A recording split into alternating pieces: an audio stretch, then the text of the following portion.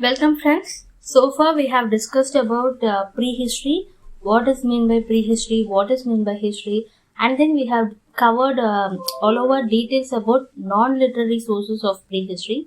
Now today in our session we are going to see about literary sources of prehistory. When it is said as a literary sources, firstly you have to consider religious literature. Religious literature, what is meant by that?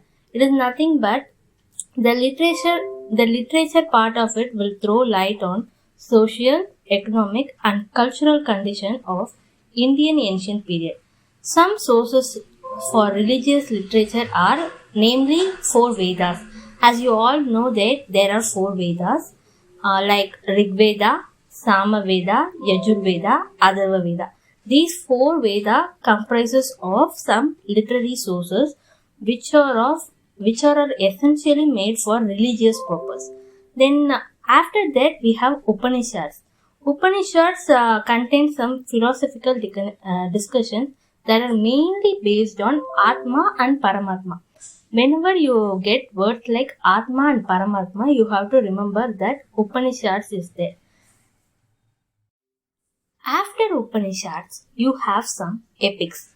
Epics in the sense, as we all are aware about Ramayana and Mahabharata, these two epics were considered as the biggest source of literature that were found in our ancient period.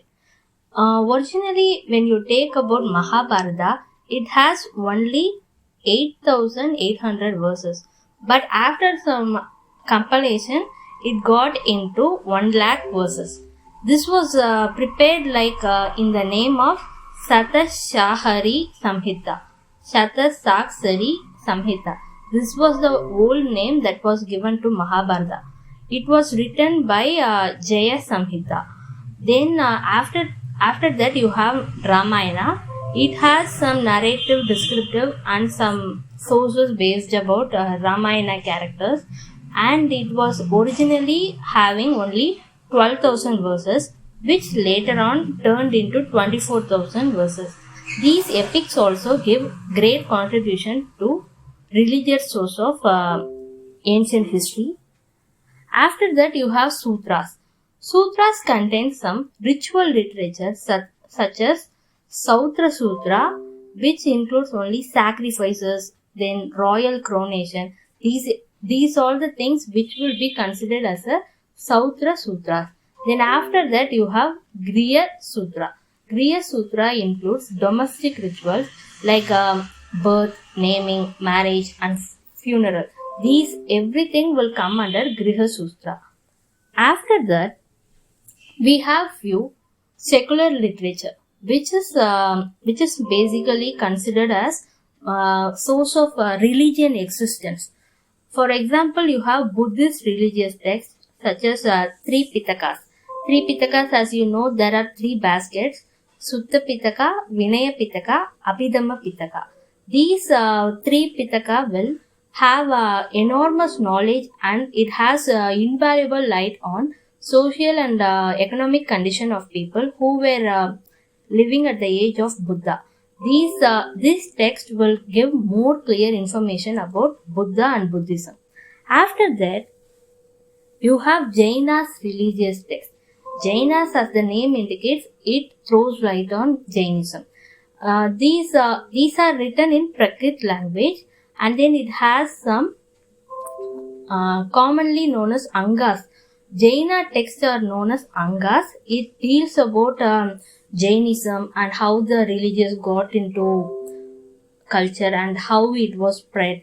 It mainly discusses about Mahavira and how was the social economic practices in the time of Mahavira. Then after that, you have Dharma Shastras and law books.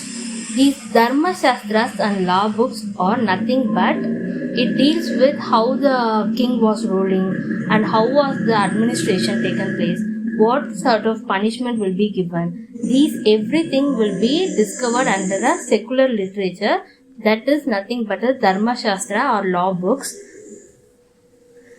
Then after that you have Artha Shastra.